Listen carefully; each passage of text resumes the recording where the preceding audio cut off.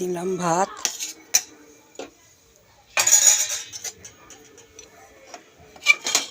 ভাতের সঙ্গে সিম সিদ্ধ দিয়েছি।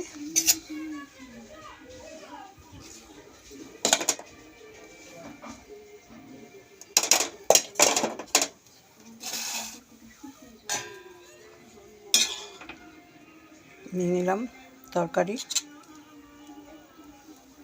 ওলকপির তরকারি।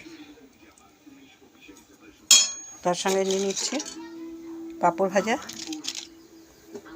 আর নিলাম গন্ধলেবু, আর ভাতের মধ্যে নিয়ে নিলাম ডালটা রান্না করেছি টমেটো দিয়ে, কাঁচা লঙ্কা, টমেটো, ধনেপাতা। ডালটা নিয়ে নিলাম, নিয়ে এখন আমি খাওয়া শুরু করলাম।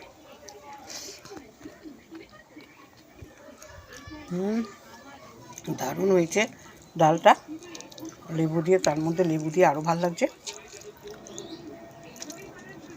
তাহলে আমার মেনু আছে এই।